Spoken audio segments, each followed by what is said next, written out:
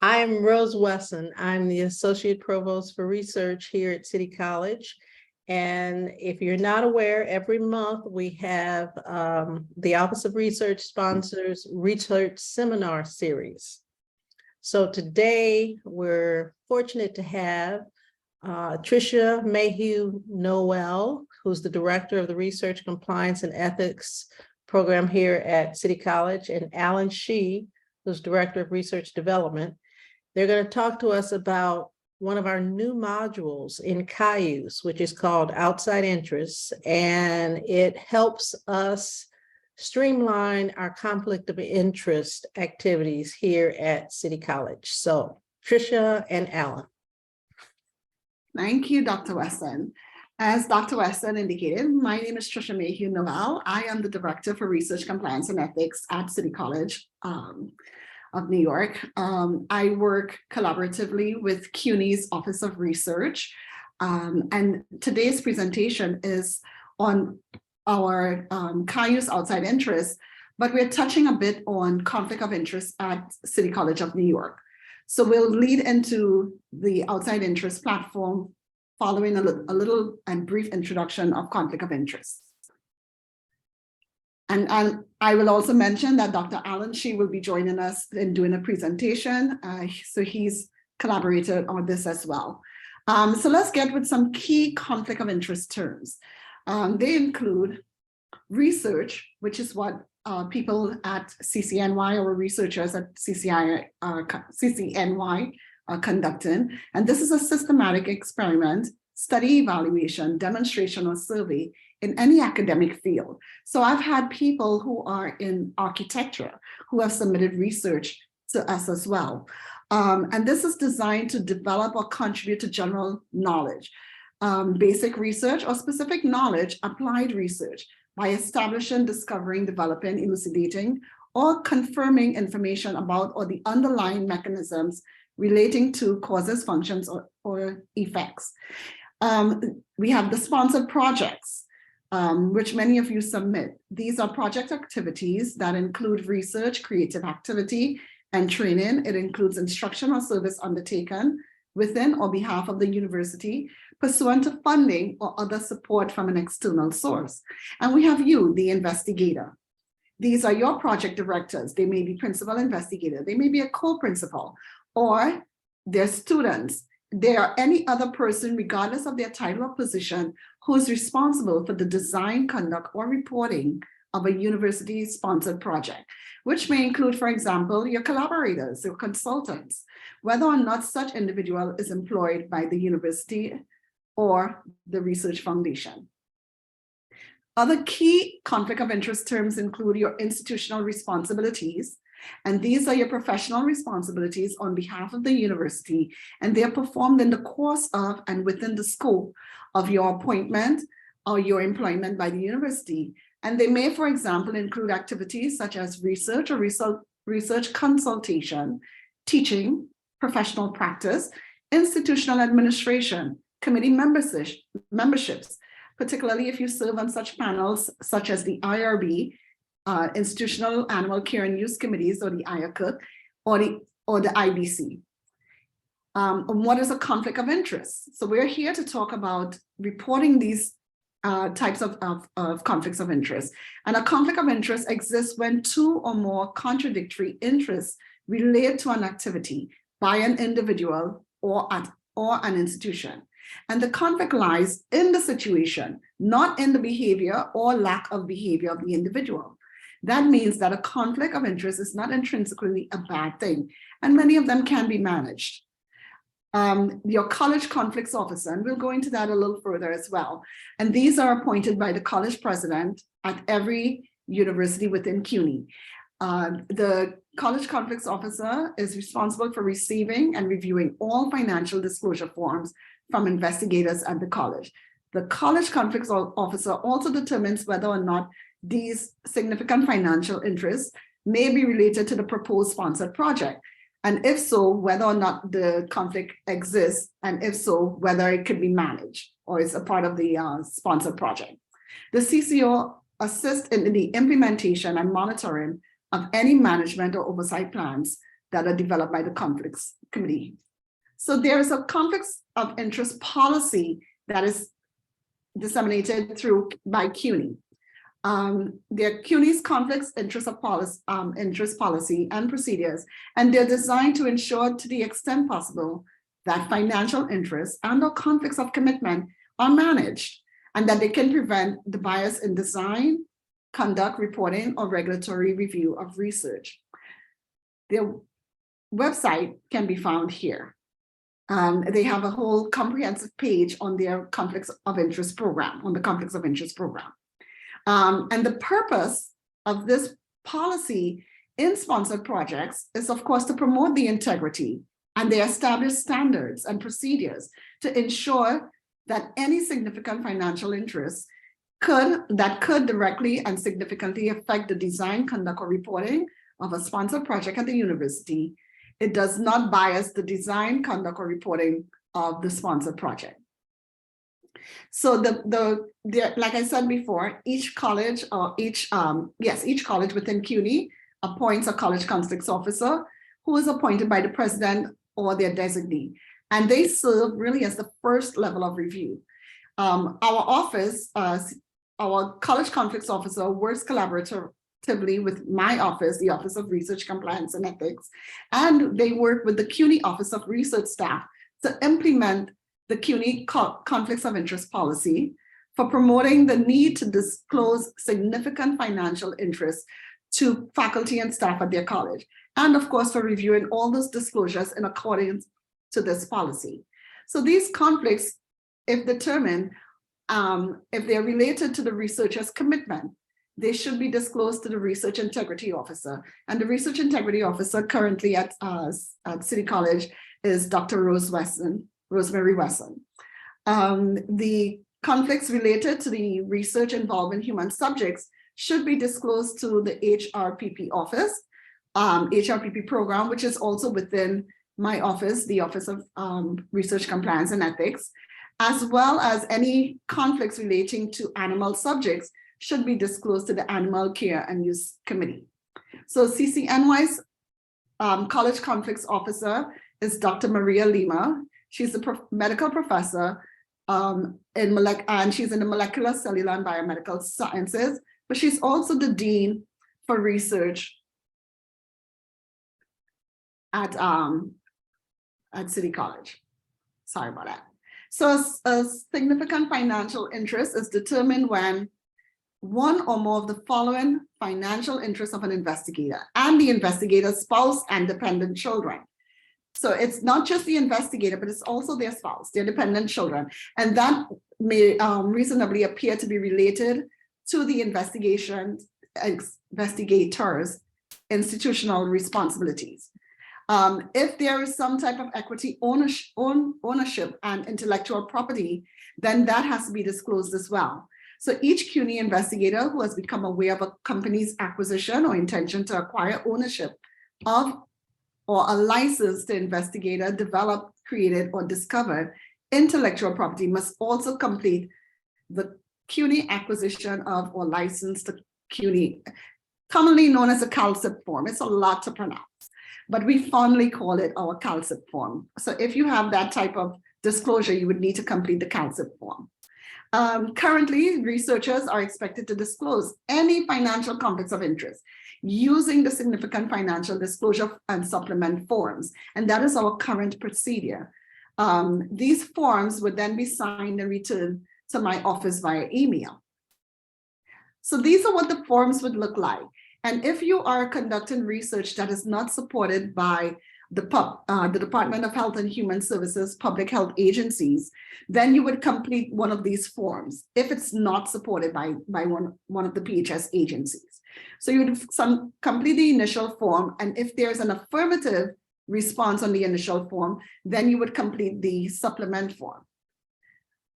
But if your project is sponsored through one of the public health services agencies, you would currently complete this form, the initial form. And again, if there's an affirmative, you would do the supplement form and send those back to the office.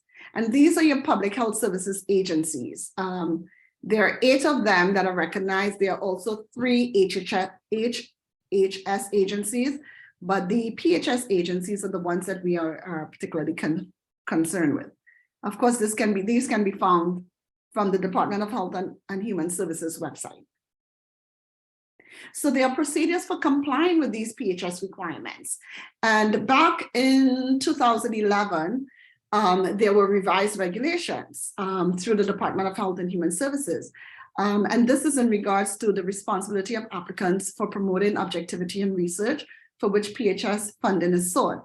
So therefore, in 2012, CUNY had put out some new policies, the conflict of interest policy, in which we are to adhere to.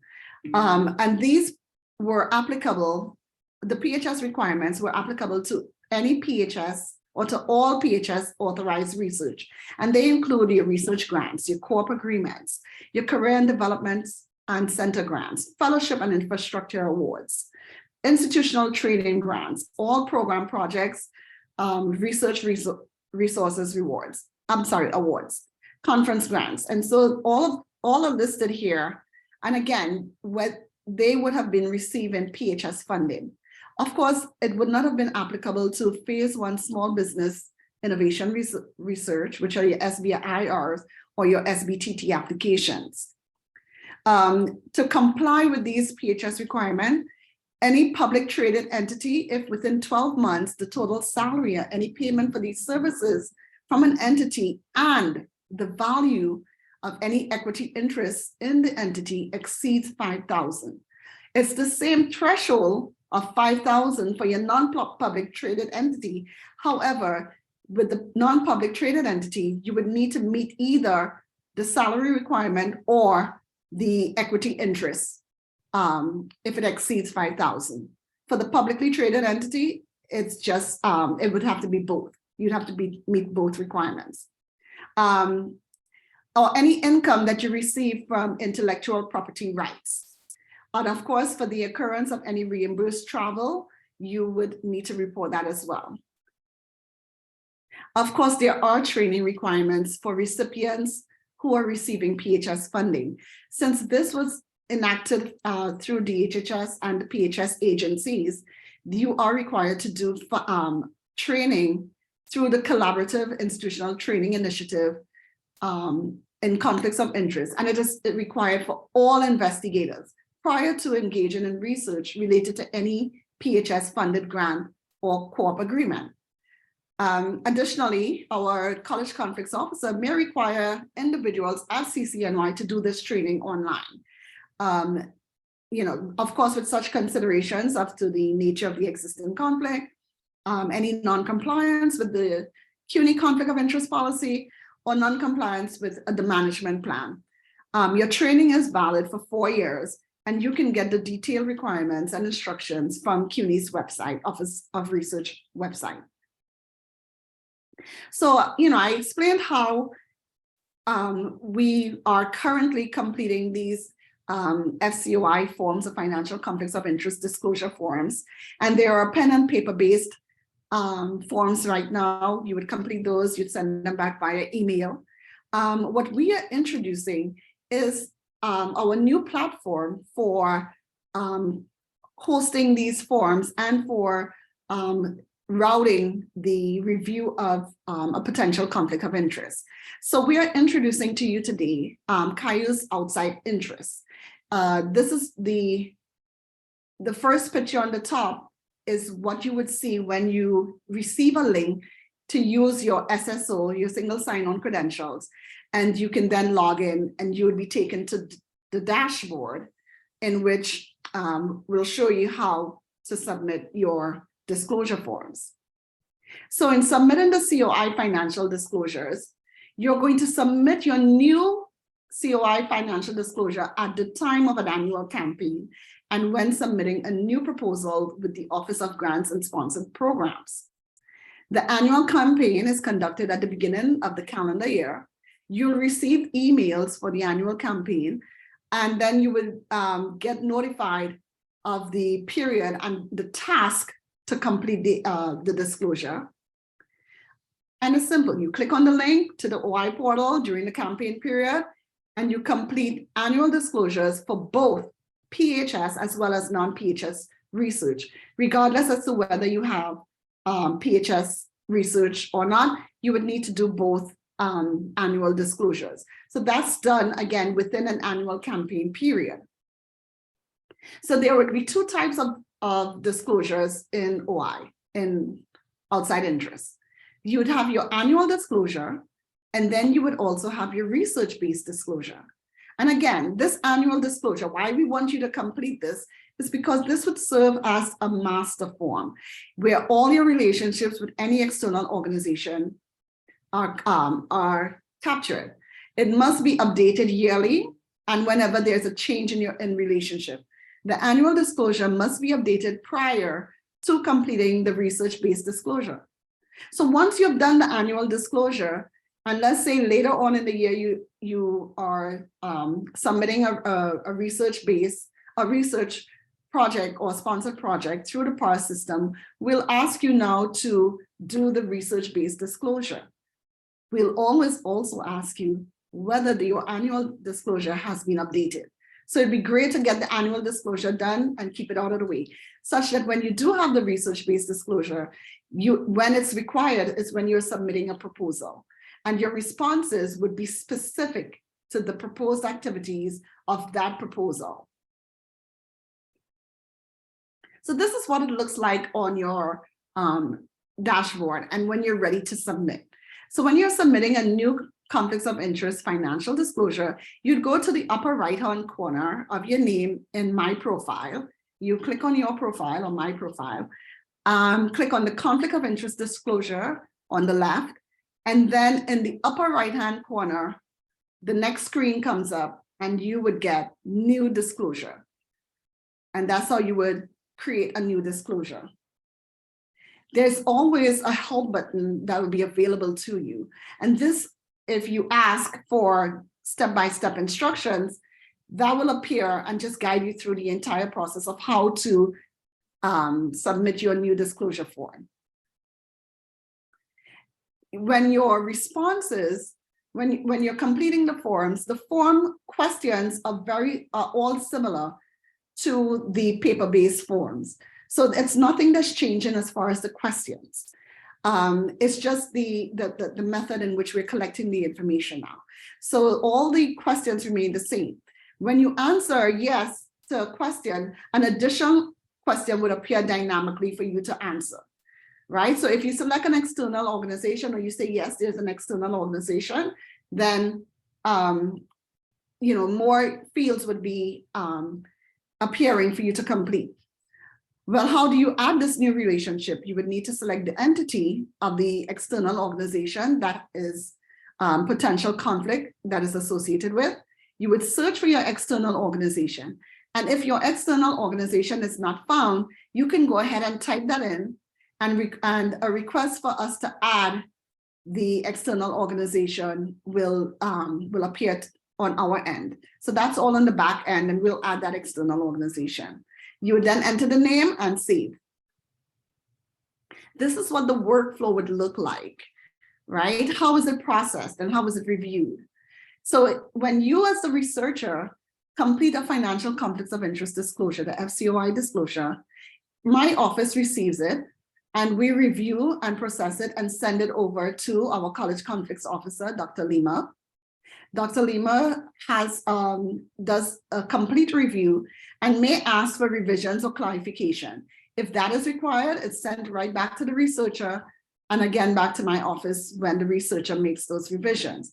If no revisions are needed, then it goes to the CUNY Conflicts of Interest Committee review, which is within the CUNY Office of Research.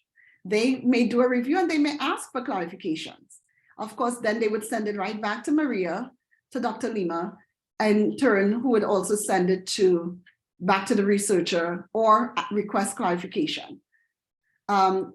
If CUNY Office of Research in their review at the committee does not require any further revisions, the committee would then review it. They may come up with a management plan, issue a resolution, and then the disclosure process is complete. And you would be notified as the investigator. So we're looking to roll this out this academic year. Right now, we're doing the internal testing period by the implementation team. Our team is now internally testing. In March, we expect to finalize the form design and the testing with the vendor. We're looking for an early April campus rollout, and we're starting with the Division of Science. Come May, June, we're going to do some phased-in rollout with the rest of the campus. I will now turn this over to my colleague, Dr. Shih, who will do demonstrations for you and guide you on how to maneuver through the OI. Thank you, Tricia. And during your presentation, I'm sorry, I just caught a small mistake. The Small Business Technology Transfer is actually STTR.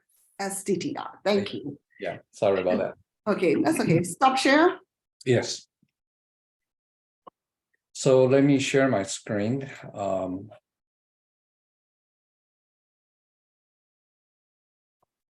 So I'm in this Cayuse, so-called OI that Tricia mentioned. And this is the system that we are developing now and will be rolling out for everybody to submit their conflict of interest informations rather than the paper PDF forms. It will be through this online portal. And so as Tricia mentioned that you can come to your name and under the My Profile, that's where you will get the link to do the disclosures. Of course, as Tricia mentioned that there is always a help. So if you go to help during any time, you can go to show me how to, and then submit the COI disclosure. Then you say, take a tool. It will show you step by step where to do the clicking. And so in this case, I click on My Profile and it showed me that. And then it will come to this to show me that this is the one that you should click. And so I click on that. And then click on New Disclosures. And so you can process that way. And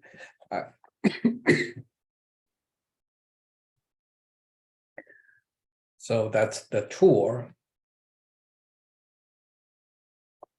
So it will come to this, allow you to decide which one that you want to disclose. As Tricia mentioned that there are two types of disclosures. One is annual and one is research-based. So when you are submitting a new proposal, you will be submitting the research-based disclosure. And so that's what we will be doing. And since I already started a new one, I don't want to create an additional one. So I'm just going to use the one that I initiated but haven't completed yet. So under the research-based disclosures, you will see multiple sections. And the multiple sections are the sections that you will be walking through, and they will have a lot of rates. In this, with an eyes, it just show you that this is an information sections. And so there is no specific actions that you need to take during in that section or require mandatory actions. However, if you look at the second one, it shows 8. That means there are 8 actions that you need to, or 8 answers that you need to provide. And that does not always stay at 8 because it depends on how you answer some of your questions that may expand additional questions for you to answer, and therefore the number of actions will change dynamically. So just don't be confused when the number become 10 or whatever afterwards. But anyway, there are several sections. So general informations provide you with some descriptions, and these descriptions actually came from the CUNY form. So it's just a pure copy and paste over. And here we also try to expand some question and answers into the FAQs to help you to understand what need to be done. So we will continue to expand those FAQs, but the description is basically in the general informations. The second section, by the way, you can navigate through different sections as you wish. You don't have to wait until you complete one section before you go to the next. These will be the basic, the set of questions on those two forms that you are familiar with, the Form 1 and the supplement forms. These questions will all be presented here, but it will be in a dynamic arrangements. The third section is the document section. And as you can see, it already turned green. That means it's optional and there's not really an action that I need to take unless that I need to. And the design for this particular section is not for you during the initial disclosure for you to attach documents unless that you see a certain explanation of your relationship is necessary. Then of course you can upload the files here, but it is not required that you upload anything. During the review, however, Tricia or Dr. Lima might ask you to upload a certain document. So they will return your disclosure back to you and ask you to upload a certain items. Then this will be the place where you can upload external files to it and then resubmit it. The last section is the certifications. Basically, you just, it is similar to what's on the current CUNY form. It is asking you to certify and then you sign it. But instead of a physical signatures, when you do this I certified, you can do the submit. But because I have so many unanswered questions, so it won't allow me to submit at this point. But this is where you do the submissions. So if you go back to the general informations, you read through it, and if you need to skip it, that's fine. So here you can see the questions, and let me answer some notes so that you will see that some of them disappear. Okay. So initially it will ask you if you have updated your annual disclosure. And as Tricia mentioned, the annual disclosure is the master copy of all your potential conflict of interest relationship.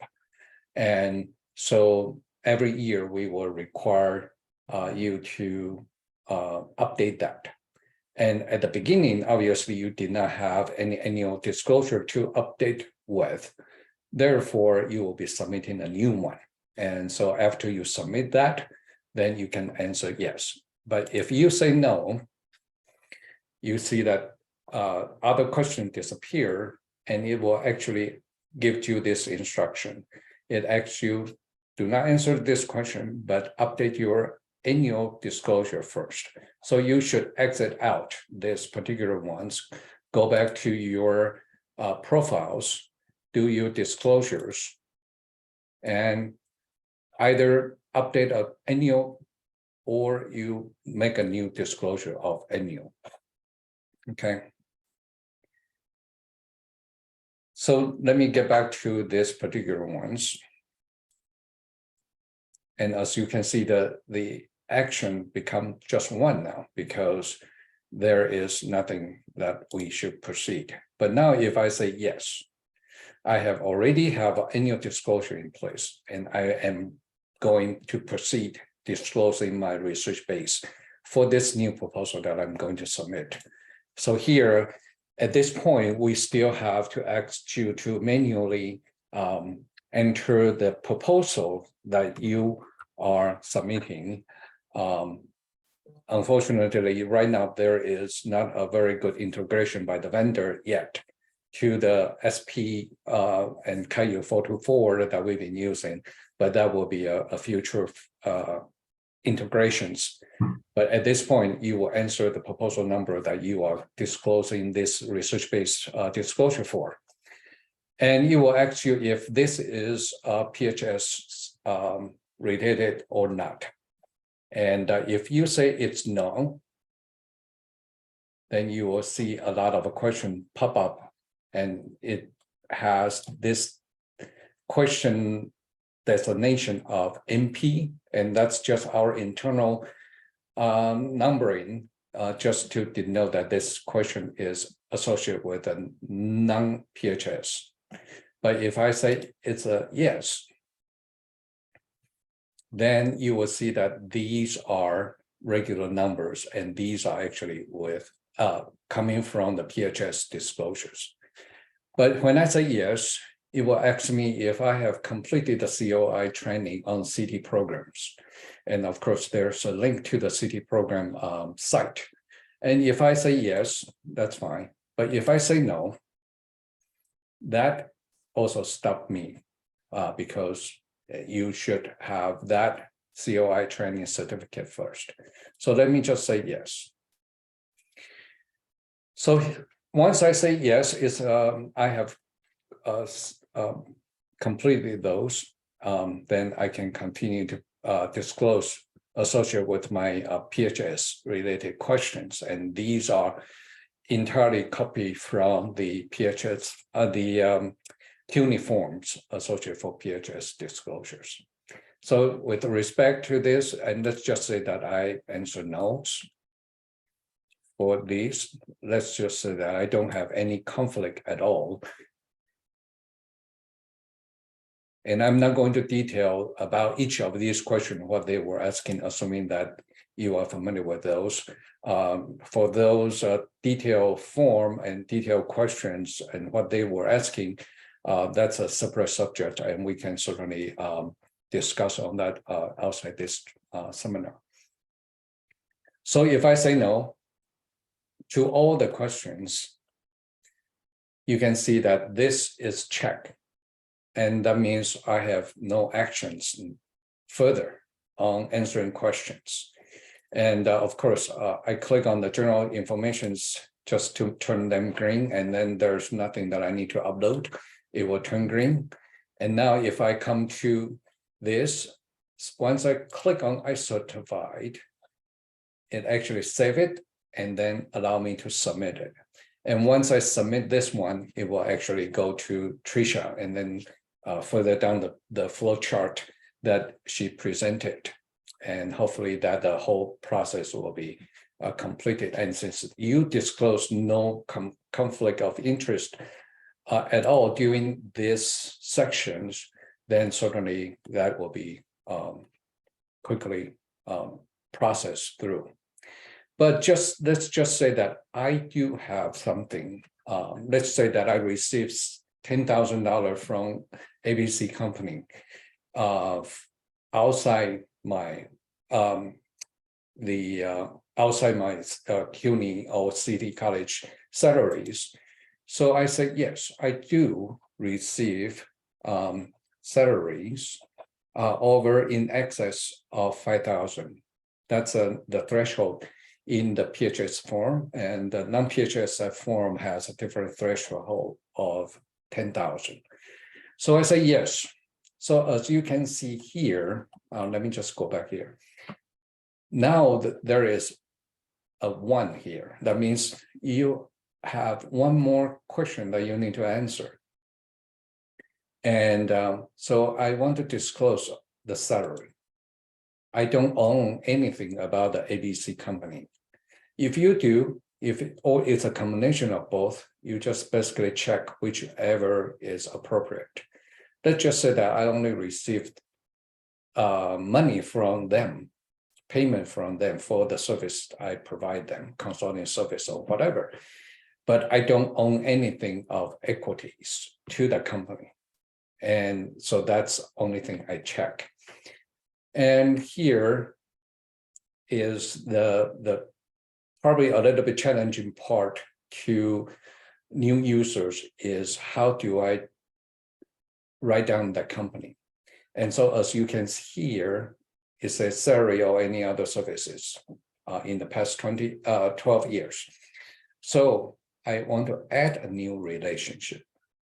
because I do have this financial relationship of $6,000 or whatever that I received from this company, ABCs.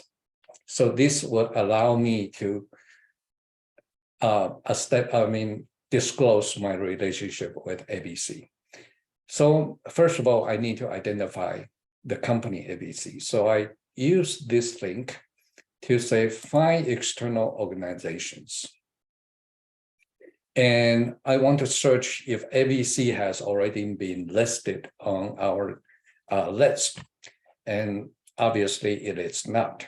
And so this is one design things that I'm not quite happy with, because both of them say click to search. And if I type in ABC, not really for me to search. You actually should use this one and always use this one. So now it will automatically trying to find out if anything started or has the words that or characters that you just entered. So there is nothing called ABC. So in this particular case, you see that this one actually become active. Let's just take this back again. Again, this list does not have ABC. And if I type in anything here, ABC here, you see that there is no way for me to search it. There is no way for me to request it because this is grayed out. And that's what I say, the design need to be further improved by the vendor. But at this point, if you type in ABC here, you can see that it says you cannot, you don't have it. And so now you can request new external organization.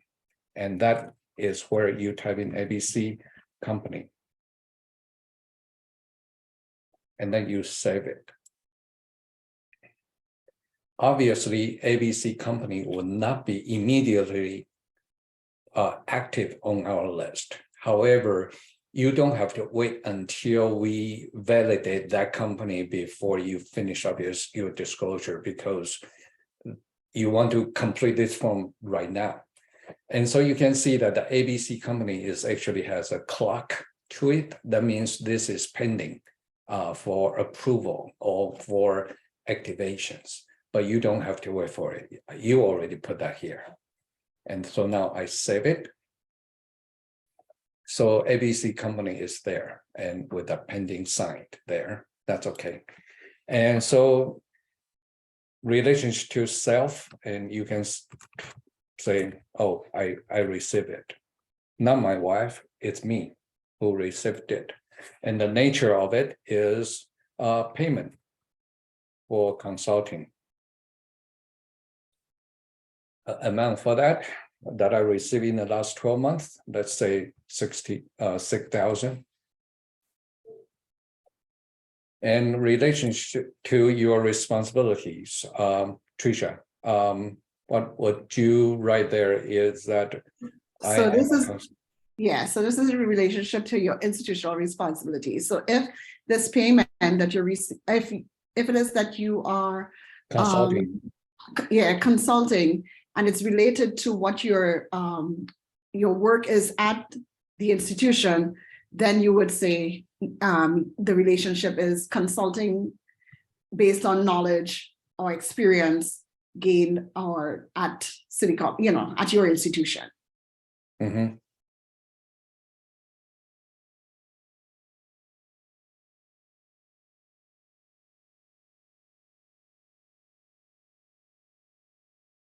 Something like that. Correct. Right.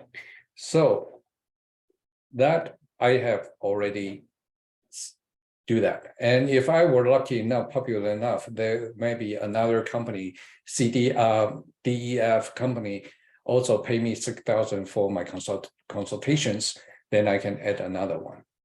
And if this is a mistake or you make some mistakes and you want to delete it, you can always delete that. Anyway, so that's one.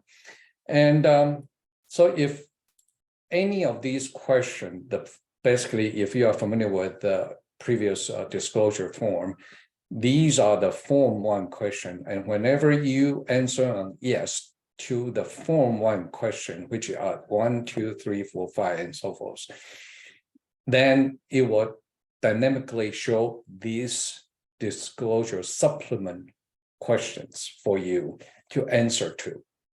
And so again, if I answer yes, I also, with respect to the non-public trade entities, I receive salaries, then you need to add another relationship to the company or to the entity.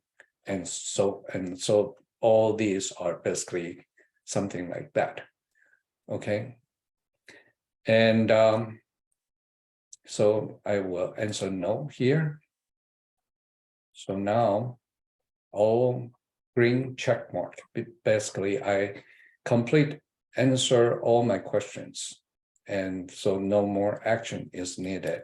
And I just need to come over here and then do the submission. And once I submit,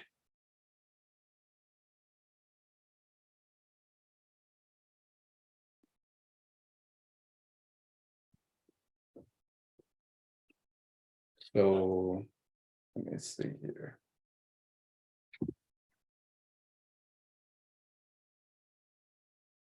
So it should show the status as submit. Oh,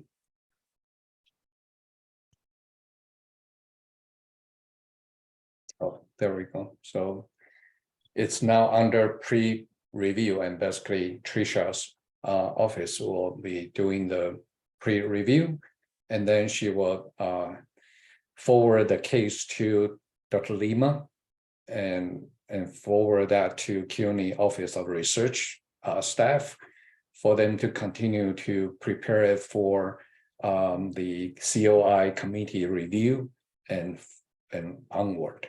So following the flow chart that she mentioned, but that's the basic process of disclosing a disclosure.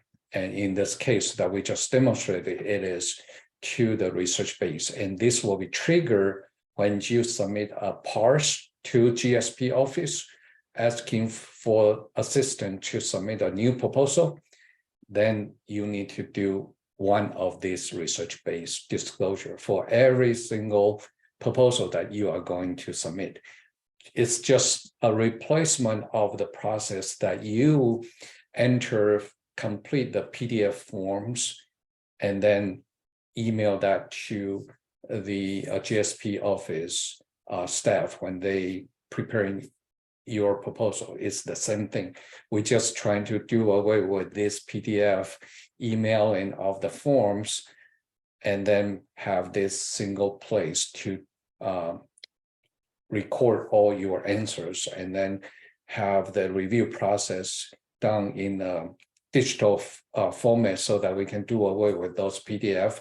Also have a singular place to record the informations, and hopefully with a better integration with the Cayuse 44 and so forth, it will be easier for you to identify the proposal numbers quickly without entering it manually.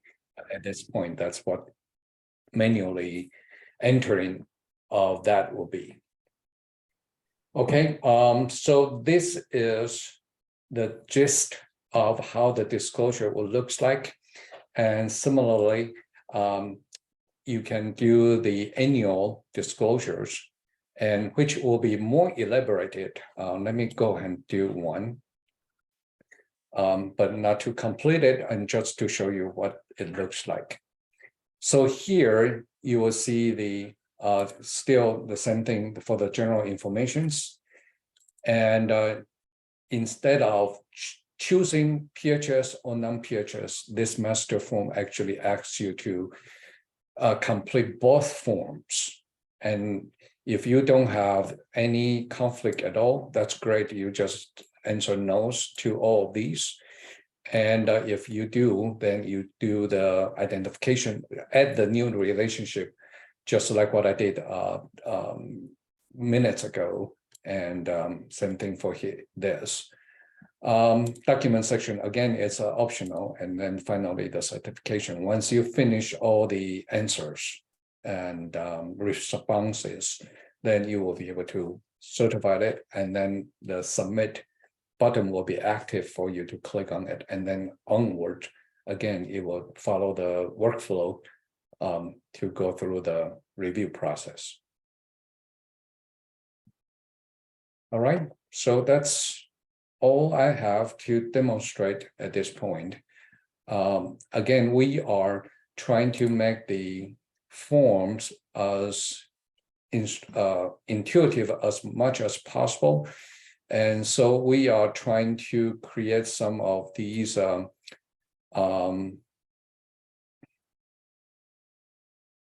populate some of these help tips, and so that you will be able to click on it. I mean, hover over it and then be able to get some instructions. And also we are trying to provide necessary information in the general sections here. Okay, any questions? So I have lots of questions. Okay, sure. So first of all, if I'm a researcher and I have no potential conflicts, do I still need to complete these forms? Yes, Why? because even though you don't have any conflicts, this is the CUNY policy that you still need to disclose that. Tricia, you may. Yeah. Once you're engaging in research at City College of New York, at the university, any of the other colleges, yes, you need to submit your conflicts of interest forms for review. You also need to complete your responsible conduct and research training. And if you have a PHS funded proposal, then you also need to complete your training in conflicts of interest through the CITI program. And if you have submitted the disclosure before for your proposals, even if you don't have any conflicts, you answer no's to all the questions on the form 1, and you don't have to submit the form 2, which is the supplemental questions. And in this new scheme of things, when you say no's, those supplement questions won't pop up anyway. So it's basically not burden you with additional question. You are still answering no's to only those form 1 questions. And it's also safe to say approximately 95% of our research faculty or research staff do not have or indicate for conflicts of interest. So many of our researchers check no all the way down, and then those forms are auto approved. Okay. Are these forms, is it a CUNY requirement? Is it a federal requirement? Well, who oversees this process? So the conflicts of interest came about, enhancing the conflicts of interest program at CUNY came about with, of course, the revision in the DHHS rules for public health service awards. CUNY enhanced the program, and in 2012 they sent out memos for us to review the new policy that they had, revised policy that they have. And now that the policy is in effect, we as one of the CUNY institutions, or all CUNY institutions, have to abide by those policies. So the policy is really coming down from the federal agencies. CUNY has determined what or how we would satisfy those requirements, and of course disseminated that information to the various colleges to abide by the policy. Okay, now you also spoke about COI training, conflicts of interest training. Is this the same as RCR training, responsible conduct for research? No. So RCR training is required of all researchers. I'm sorry, yes, all researchers, regardless of whether they have funding or no funding.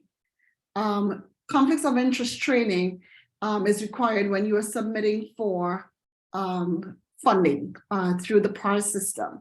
So if you are doing, if your project is funded by the public health services, one of the public health services agencies, yes, you would need to complete that conflicts of interest training. That is the requirement that came down from the Department of Health and Human Services. So at this time, we're only requiring or expecting those persons with PHS funded projects prior to starting your project or initiating your research, complete your training in conflicts of interest. So to be clear, if I've done my RCR training, do I still have to do COI training? Yes, you do. If if your project is funded by one of the public health services agency, or maybe if the college conflicts officer determined that, as an individual, you should be subjected to completing. Maybe you had a management plan in the past and it wasn't adhered to, or maybe you've had conflicts in the past and you were adhering and your training, it wasn't done, or maybe it was expired, then you would absolutely need to have it completed. And how long is the training good for? They're valid for 4 years before you do the recertification. All right. And then my last question is, you mentioned PARS. So this process occurs currently in PARS, and how is it different now?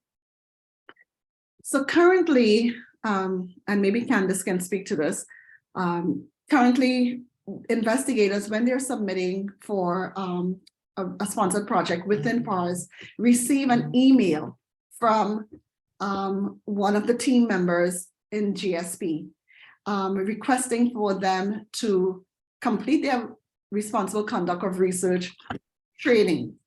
The conflicts of interest, and for their conflicts of interest disclosure forms. So they are sent the forms in a PDF format for them to complete, and they return those forms to the individual from that office who requested it. Now, like I said, many of our researchers indicate no all the way down the line. So, those are auto-approved. However, some people are confused by the questions, and the questions may come back with an affirmative for a response, because again, it's asking as how it relates to your institutional responsibilities. And a lot of people skip that. They just think that they should list any company in which they have maybe stocks in, right? So a lot of people miss the point that it asks how it relates to your institutional responsibilities. So if you indicate yes, and it's actually relatable, then those get forwarded to me. I request additional information as needed, and I forward those to Dr. Lima for review. If there was an error on the form, I indicate that to the investigator, they revise the form, and they may just indicate no all the way through at that time, in which it's approved by Dr. Lima. Send those off to Dr. Lima again and get her okay on that. So that was the old process with the PDFs. So now in the new process. So the new process, what we're anticipating is that the investigator will also receive an email for them to go on the OI platform and submit that through the OI platform. But you'll still receive that email reminding you to do so. And the other time that you will be reminded, of course, is through the annual campaign period. And so that we're planning to do at the beginning of each year. We'll run that period for, we haven't determined how long, but investigators will be reminded to at least update their annual disclosure form. And, somewhat of a hack that I had noticed, some of the answers do transfer over, but don't depend on that to be done. okay. So you said you were going to start with science. So does that mean that science faculty who submit proposals will be the first ones to experience the new system. The experimenters, yes.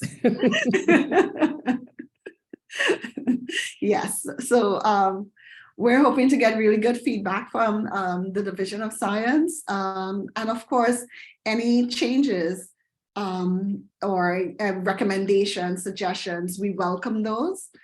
They can be sent to me, or to Alan, to anyone within actually, and we'll acknowledge and see if it would make, meet as a team, of course, discuss and see how we can either get it incorporated or, you know, revise the form as needed throughout. You know, this, it's not set in stone. I mean, some of it is, but we will work with investigators to make this as easy as possible to get this through.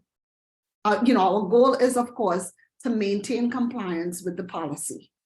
So one quick question before we end, but because I still have to make my announcement. You mentioned that all investigators who received PHS funding will need to complete the COI training prior to working on their grant. When will this become effective? Can you repeat that, please? When will the COI training prior to working on their grant become effective? It's in effect. COI training? Yes. So it's in effect, and if you haven't done so, you need to get those done ASAP. If you have PHS funded Right. projects, if you're an active researcher with a PHS funded project, then you must have that certificate of interest, training certificate in conflicts of interest. Okay. Thank you, Tricia. Thank you, Alan. We had someone in the chat. Sorry, you mentioned all investigators who receive PHS funding. That was me. I just read that. Oh, sorry. Oh, great. Thank All you. right. Just as a reminder, we have another seminar next month, March 9th. College-wide research vision presentation, updating Yana Kachiba. The team that they have is doing climate change research. They will present on March 9th at 2 p.m. and we hope to see you there. So thank you for joining us. If you have questions, Tricia and Alan are available. Just send them a note and we will take it from there.